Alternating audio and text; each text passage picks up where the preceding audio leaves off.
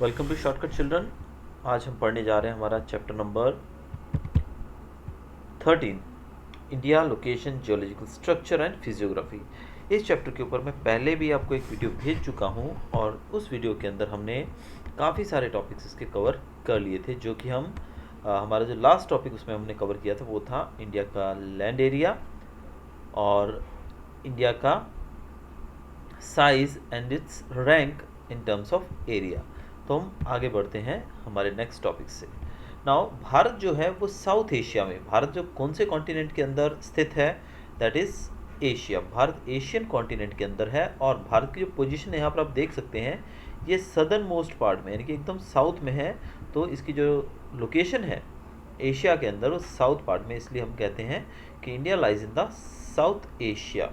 अब भारत के उत्तर दिशा की बात की जाए, अगर नॉर्दर्न पार्ट की बात की जाए, तो नॉर्थ जो है उसके अंदर हिमालय पर्वत जो है वो लंबी श्रृंखला के रूप में भारत को घेर कर खड़ा हुआ है, भारत के रक्षक के रूप में। जैसे कि आप जानते हैं नॉर्दर्न पार्ट से जो हमारे जहाँ जहाँ आप मेरा कर्सर देख रहे हैं अभी, यहाँ से शुरू होते हैं हमारे हिमालयन माउंटेन रेंज और ये बढ़कर ईस्टर्न पार्ट तक जाता है। That is why the commuting with Tibet and China is possible only through passes located at high altitude। अब ये जो है हिमालयन पर्वत जो है, इसने भारत को उत्तर दिशा में पूरे तरीके से उत्तर से लेके पूर्व तक घेरा हुआ है। इसी कारण से अगर हम तिब्बत या फिर चीन जाना चाहते हैं या उनके साथ कोई भी हमारी बातचीत होती है, तो उसके लिए जो हमारा यहाँ पर पासेस, बहुत बड़ी ऊंचाई वाली जगहों पे पासेस बने हुए हैं। पासेस का मतलब यहाँ पर छोटे छोटे रास्ते हैं जो पहाड़ों के बीच से होकर गुजरते हैं। अब भारत के हम ईस्ट की बात की जाए, जैसे कि आप यहाँ पर पिक्चर में देख रहे हैं, ईस्टर्न पार्ट में बे ऑफ बंगाल है और अगर इसके वेस्ट की बात की जाए तो यहाँ पर हमारा अरेबियन सी आपको देखने को मिलता है। आप यहाँ पर पिक्चर में देख सकते हैं, ये जो बे ऑफ बंगाल है ये ईस्टर्न साइड में है और वेस्टर्न साइड में अरेबियन सी है। इसके अलावा जो सदर्न मोस्ट पार्ट है हमारा, वहाँ पर इंडियन ओशन हमारी साउथ पोस्ट पार्ट में स्थित है। देखिए आप इंडियन ओशन यहाँ देख सकते हैं। सो भारत जो है तीन तरफ से सी से घिरा हुआ है। देखिए यहाँ पर बे ऑफ बंगाल आ गया ईस्टर्न साइड में, देन वेस्टर्न साइड में अरेबियन सी है और सदर्न मोस्ट पार्ट जो है वो इंडियन ओशन से घिरा हुआ है। यानी कि भारत जो है, आप यहाँ पर अगर भारत का ये पार्ट देखेंगे तो ये आपको लगेगा जैसे इन्वर्टेड ट्राइंगल है, उल्टा ट्राइंगल होता है ना। देखिए ट्राइंगल अगर हम सीधा बनाएंगे तो किस प्रकार का बनेगा, इस प्रकार का, लेकिन यहाँ पर आप देख सकते हैं एक उल्टे ट्राइंगल के रूप में आप भारत को देख सकते हैं इन द सदर्न पार्ट में। अब इसके साथ साथ भारत की खासियत ये है कि ये तीन तरफ से पानी से घिरा हुआ है। देखिए Arabian sea, bay of Bengal और इंडियन ओशन। अब कोई भी बॉडी जो तीन तरफ से पानी से घिरी होती है उसको कहा जाता है पेनिनसुला। क्या कहा जाता है उसे? पेनिनसुला। तो पेनिनसुला और आइलैंड के अंदर जो फ़र्क है वो ये है कि पेनिनसुला जो रहता है वो तीन तरफ से पानी से घिरा होता है और जो आइलैंड रहता है वो चारों दिशाओं से पानी से घिरा रहता है। तो भारत जो है वो अपने सदर्न मोस्ट पार्ट में अगर हम बात करें तो तीन तरफ से पानी से घिरा हुआ है, इसीलिए पेनिनसुलर इंडिया भी कहा जाता है इसको, सदर्न मोस्ट पार्ट को। The sea is utilise as waterway. अब जो सी है उसको वाटरवे के तौर पे भी यूज़ किया जाता है, यानी कि आने जाने के लिए यूज़ किया जाता है, चीज़ों को लाने ले जाने के लिए, यानी कि ट्रांसपोर्टेशन के लिए भी इसका यूज़ किया जाता है। Even though the land routes are obstructed by surrounding mountains, India has accepted all cultural elements arriving from outside and these have merged into Indian society। अब भारत जो है यहाँ पर लैंड रूट्स जो हैं, यानी कि जो उत्तर, आप देखिए भारत के सदर्न मोस्ट पार्ट में तो कुछ है ही नहीं, यानी कि सी है, लेकिन हमारे जो उत्तर दिशा के अंदर हमारे कुछ ईस्टर्न पार्ट में और यहाँ पर आप देख सकते हैं ज़्यादातर कंट्रीज़ हैं। अब ये जो एरिया है ये हिमालय पर्वत ने बंद किया हुआ है, यानी कि हिमालय पर्वत यहाँ खड़ा हुआ है। अब ऐसे में भारत ने फिर भी पूरी दुनिया के कल्चर को यहाँ पर समा कर रखा हुआ है, यानी कि आप भारत में अगर हैं तो आपको दुनिया भर के दर्शन यहाँ पर हो जाएंगे। यानी कि अगर आप भारत में रहकर, एक ही मुल्क में रहकर पूरी दुनिया के दर्शन करना चाहेंगे, भिन्नता के दर्शन करना चाहेंगे, तो that cultural confluence you can see in India. Then India holds a strategic location in Eastern Hemisphere and it has a strategic importance also. India is in the Eastern Hemisphere. Oceans have contributed immensely in developing mutual relations in ancient times। अब भारत के एक strategic location की बात की जाए तो भारत, आप जानते हैं ग्लोब जो रहता है हमारा, जो ग्लोब हमारा है उसको हम बीच में से, अगर इक्वेटर जो है उसको दो पार्ट में बांटता है। आप देख सकते हैं यहाँ पर, मैं यहाँ पर ड्रॉ कर रहा हूँ, यहाँ पर देख सकते हैं आप, ये रहा हमारा ग्लोब, यानी कि अर्थ एक तरह से देखी जाए, तो इसके बीच से जो इक्वेटर गुजरता है, ये चीज़ आपको पता होगी, जूनियर क्लास में आप पढ़ चुके हैं। Equator is the line that divides earth into two parts and this is an imaginary line. ये इमेजिनरी लाइन है, ये रियल लाइन नहीं है। तो ये जो लाइन है ये अर्थ को यानी कि दो पार्ट में बांटती है, यानी कि upper part and lower part. तो जो ऊपर का पार्ट है उसको हम नॉर्दर्न हेमिस्फीयर कहते हैं और जो नीचे का पार्ट है उसको हम सदर्न हेमिस्फीयर कहते हैं। उसी प्रकार से एक ये जो लाइन है, ऊपर से आपने ग्लोब को देखा होगा, इस प्रकार की लाइनों से घिरा रहता है ग्लोब, यानी कि ऊपर से नीचे की तरफ आती हुई लाइनें भी, वर्टिकल लाइंस भी होती हैं यहाँ पर और हॉरिजॉन्टल लाइंस भी होती हैं। यानी कि जो वर्टिकल लाइंस हैं उनको लॉन्गिट्यूड्स कहा जाता है और जो हॉरिजॉन्टल लाइंस हैं उनको लैटिट्यूड्स कहा जाता है। तो ये लैटिट्यूड्स, ये लॉन्गिट्यूड्स जो हैं ये भी एक बीच में से गुजरती है जब ये लाइन, तो ये भी अर्थ को यानी कि ग्लोब को दो पार्ट में बांट देती है। तो ये पार्ट है ईस्ट में आता है, इसलिए इसको ईस्टर्न हेमिस्फीयर किया कहा जाता है। ये पार्ट वेस्ट में आता है तो इसलिए इसको वेस्टर्न हेमिस्फीयर कहा जाता है। अब भारत की लोकेशन जो है वो कहाँ है? ईस्टर्न हेमिस्फीयर के अंदर है। भारत कहाँ पर आता है? ईस्टर्न हेमिस्फीयर के अंदर आता है। अब यहाँ पर लोकेशन में अगर देखना चाहें, इसके लिए हमें पूरा वर्ल्ड मैप चाहिए, फिर हम इसको ध्यान से देख सकते हैं, बट यहाँ पर हमें डिटेल नहीं पता लगेगी। चलिए, अब इसके अलावा जो ओशिन्स हैं, यानी कि जो दरिया है भारत के चारों तीनों तरफ, आपने देखा जैसे कि Indian ocean, bay of Bengal और अरेबियन सी, इसने भारत के दूसरे देशों के साथ रिलेशनशिप को बहुत ही पुराने समय से मेंटेन रखने में मदद की है। क्योंकि आप जानते हैं, हम अगर एरोप्लेन्स की मदद से या लैंड रूट्स के द्वारा आज दुनिया से जुड़ पाएँ, लेकिन प्राचीन समय की बात की जाए तो उस समय जब हवाई जहाज़ नहीं होते थे, जब ये ट्रांसपोर्टेशन के लिए ट्रेन्स और बसेस नहीं होती थी, उस समय हमारा जो था देश पूरी दुनिया से जुड़ा हुआ था थ्रू सी रूट ओनली। तो सी ओशंस को हम कह सकते हैं कि उसने भारत को पूरी दुनिया से प्राचीन समय से ही जोड़ के रखा हुआ है। अब भारत के रिलेशंस जो रहे हैं, ट्रेड रिलेशंस यानी कि जो व्यापारिक रिश्ते रहे हैं, वो दूर दराज देशों के साथ रहे हैं। जैसे कि ईस्ट अफ्रीका की बात करें, वेस्ट एशिया, साउथ एशिया और south east Asia, since ancient time, प्राचीन समय से इन देशों के साथ, इन जगहों पे जो कंट्रीज हैं वहाँ पर हमारे रिलेशंस रहे हैं। India had developed cultural and trade relations with them due to her location. भारत जो है उसके कल्चरल और ट्रेड रिलेशंस यानी कि हमारे सांस्कृतिक रिश्ते भी हैं दूसरे देशों के साथ और व्यापारिक रिश्ते भी हैं हमारे दूसरे देशों के साथ। No country in the Indian ocean has a long maritime boundary as India has. Due to this strategic location, the ocean is named as Indian Ocean.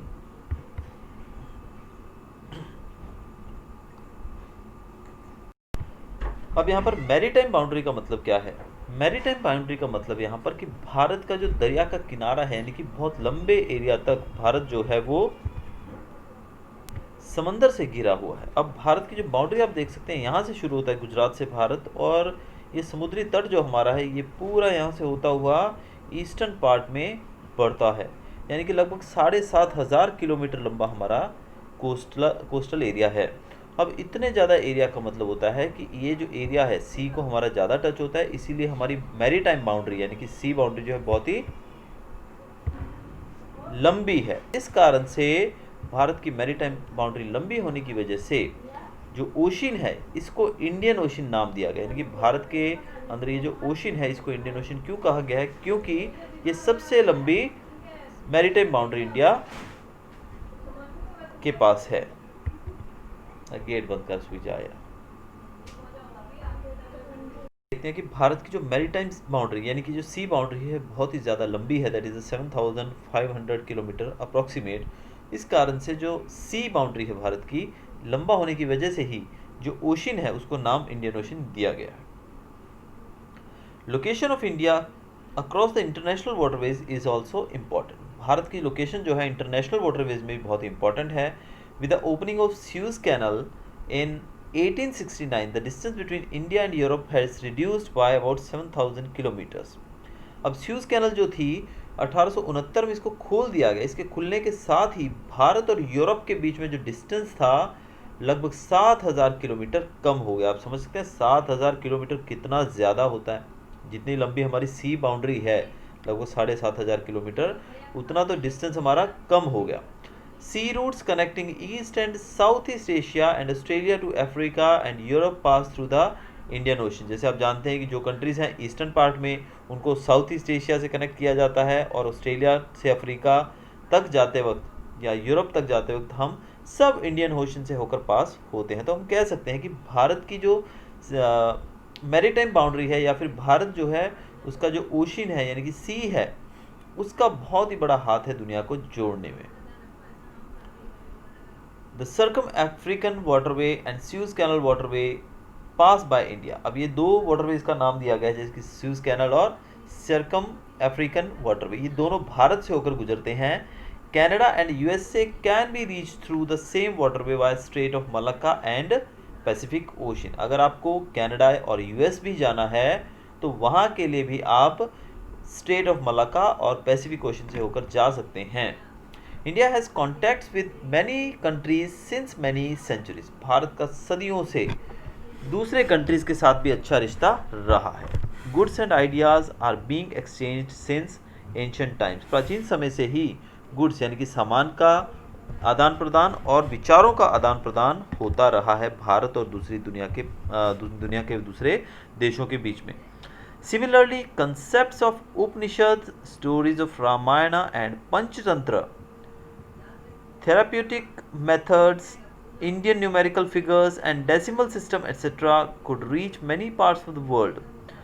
India has an important location in South Asia. There are 28 states, one national capital and 7 territories in India. अब भारत जो है उसने दुनिया को बहुत कुछ दिया है, यानी कि एक अनोखा देश है हमारा, इस पर हमें गर्व होना चाहिए। जैसे कि आप देख रहे हैं उपनिषद के जो कंसेप्ट थी, फिर रामायण और पंचतंत्र की कहानियाँ, और इवन थेरापेटिक मेथड यानी कि बहुत सारे जो मेडिकल साइंस से रिलेटेड चीज़ें हैं वो भी हमने दुनिया को दी हैं। नंबर्स की बात करें, आपने सुना होगा बहुत ही हमारे प्रख्यात जो मैथमेटिशियन थे रामानुजन, आर्यभट्ट, इन लोगों ने दुनिया को बहुत सारी मैथमेटिकल कंसेप्ट्स भी दिए हैं। इसके अलावा अगर हम बात करें मेडिसिन और सर्जरी की, सुश्रुत और चरक जैसे आचार्य, ये महारथी भारत में पैदा हुए जिन्होंने पूरी दुनिया को आज पाठ पढ़ाया है। जैसे कि आप जानते हैं चरक संहिता और सुश्रुत संहिता के बारे में, तो कोई भी डॉक्टर जो है वो इन किताबों को पढ़े बिना अपने आप को कंप्लीट डॉक्टर नहीं कह सकता है। आज पूरी दुनिया में ये किताबें पढ़ी जाती हैं। तो इस प्रकार से भारत का जो लोकेशन है साउथ एशिया के अंदर बहुत ही इम्पॉर्टेंट है, और जैसे जैसे भारत डेवलपमेंट की तरफ बढ़ता जा रहा है उसका रुतबा और ज़्यादा बढ़ता जा रहा है। अब यहाँ पर एक लाइक टू नो में दिया गया है, Telangana was created as a state from its mother state Andhra Pradesh on 2 जून 2014। 2 जून 2014 को आंध्र प्रदेश के दो टुकड़े करके एक और स्टेट बनाई गई जिसको नाम दिया गया तेलंगाना। इसके बारे में आप भली भांति जानते होंगे।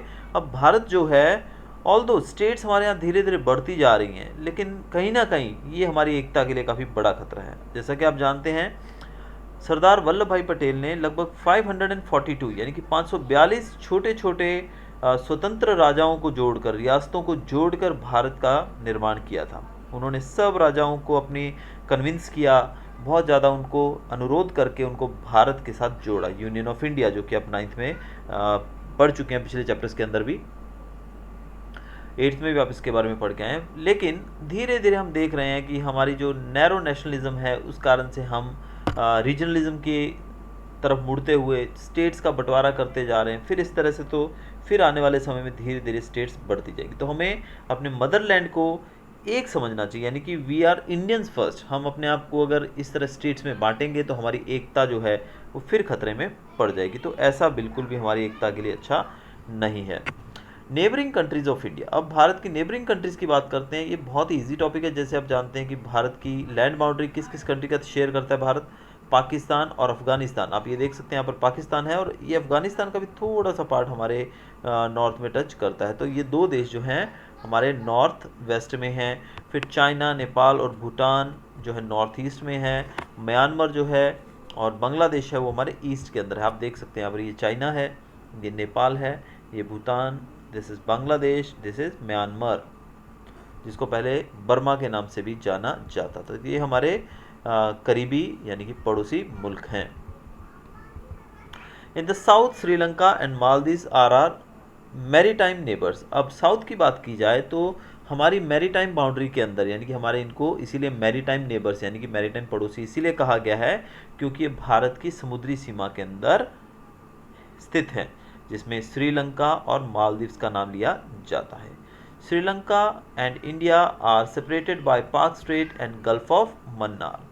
अब भारत और श्रीलंका को बहुत ही छोटी सी स्ट्रेट यानी कि जो ये रास्ता जो है हमारे भारत और श्रीलंका के बीच में, ये भी समुद्र का के कारण बटा हुआ है, that is by Palk strait और गल्फ ऑफ मन्नार इसको कहा गया है। इसके अलावा Lakshadweep islands are located in the Arabian sea, while Andaman and Nicobar islands are located in the bay of Bengal. भारत के बे ऑफ बंगाल में हम देखते हैं यहाँ पर ये जो आप आइलैंड्स देख रहे हैं, ये जो डॉट डॉट देख रहे हैं, ये सब आइलैंड के टुकड़े हैं जिनको हम अंडमान एंड निकोबार आइलैंड्स के नाम से जानते हैं। तो ये जो आइलैंड्स हैं ये भारत का ही हिस्सा हैं। अंडमान और Nicobar island bay of Bengal में स्थित है। वहीं दूसरी तरफ आप यहाँ पर कुछ और डॉट्स देख रहे हैं, ये हमारे हैं लक्षद्वीप आइलैंड्स। तो इसको लक्षद्वीप कहा जाता है, ये अंडमान और निकोबार है, ये लक्षद्वीप है। ये छोटे छोटे डॉट्स के रूप में जो आप देख रहे हैं ये भारत का ही हिस्सा है, ये सब आइलैंड्स हैं। यहाँ पर आप ये श्रीलंका को भी देख सकते हैं और दूसरी तरफ यहाँ पर आपको मालदीव्स भी देखने को मिल रहा है। देखिए, तो इसके आगे दिया गया है लाइक टू नो में, Indira point which was the southernmost point of India was submerged in 2004 due to tsunami. Indira point जिसको भारत का सदर्न मोस्ट पॉइंट माना जाता था, यानी कि सबसे सदर्न मोस्ट दक्षिणी पार्ट माना जाता था, वो सी में डूब चुका है 2004 में जब सुनामी आई उसकी वजह से। With this few islands of Andaman Nicobar were also submerged into the ocean. इसके साथ ही कुछ हमारे जो अंडमान निकोबार के कुछ आइलैंड्स थे छोटे छोटे, वो भी कुछ पानी में समा चुके हैं इस सुनामी के कारण। तो ये था हमारा आज का चैप्टर। अभी जो बाकी पार्ट जो बचा हुआ है वो आपको मैं अपने अगले वीडियो में पहुंचाऊंगा आप तक। तो अब तक हमने जो पढ़ा उसको थोड़ा सा हम दोहरा लेते हैं। किस प्रकार से हमने देखा कि भारत जो है वो अपने पड़ोसी मुल्कों से घिरा हुआ है। देखिए, पाकिस्तान, अफगानिस्तान, यहाँ चाइना है, नेपाल है, म्यांमार, बांग्लादेश और भूटान है। और सदर्न मोस्ट पार्ट की बात करें तो यहाँ पर मालदीव्स और श्रीलंका जैसे देश आते हैं। ये लक्षद्वीप आइलैंड्स हैं और यहाँ पर आप देख सकते हैं ये हमारे अंडमान और निकोबार आइलैंड्स। तो ये भारत के पड़ोसी राज्यों की, पड़ोसी मुल्कों की बात की जा रही है। इसके बाद हम देखते हैं यहाँ पर कि भारत जो है वो एकदम सदर्न मोस्ट पार्ट में एशिया के स्थित है। और यहाँ से ये देखिए, आप यहाँ पर स्यूज़ कैनल भी देख सकते हैं। अब इस स्यूज़ कैनल के खुलने के कारण भारत और यूरोप के बीच में जो डिस्टेंस है लगभग 7000 किलोमीटर कम हो गया है। इसके अलावा आप देख सकते हैं कि अगर भारत से आप अफ्रीका जाना चाहते हैं तो आप यहाँ से सी रूट के द्वारा जा सकते हैं। अगर भारत से आप ऑस्ट्रेलिया की तरफ जाना चाहते हैं तो वो भी आप जा सकते हैं। सिंगापुर, ये जो वेस्टर्न पार्ट्स जो हैं, सदर साउथ वेस्टर्न पार्ट, यहाँ भी आप जा सकते हैं। फिलीपींस वगैरह जाना है तो आप, यानी कि सी रूट के द्वारा भारत जो है बहुत बड़े पार्ट को जोड़कर बैठा हुआ है। तो इस तरीके से भारत की जो पोजीशन है, लोकेशन है, वो बहुत ही इम्पॉर्टेंट मानी जा सकती है। तो ये था हमारा आज का चैप्टर। वेट करिएगा मेरे तीसरे वीडियो का, जो कि आपको इस चैप्टर का रिमेनिंग पार्ट जो है उस वीडियो में मिलेगा। अगर आपको वीडियो अच्छा लगा हो तो like, share and subscribe my channel. आपको बता दूं, सब्सक्रिप्शन के लिए कोई चार्ज नहीं रहता है, इट इज़ टोटली फ्री। आप सब्सक्राइब कर सकते हैं। Thanks for watching.